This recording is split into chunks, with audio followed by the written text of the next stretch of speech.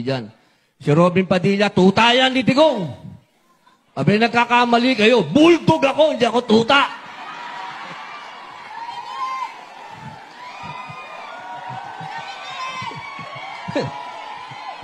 Yung tuta, ang alam nun out lang.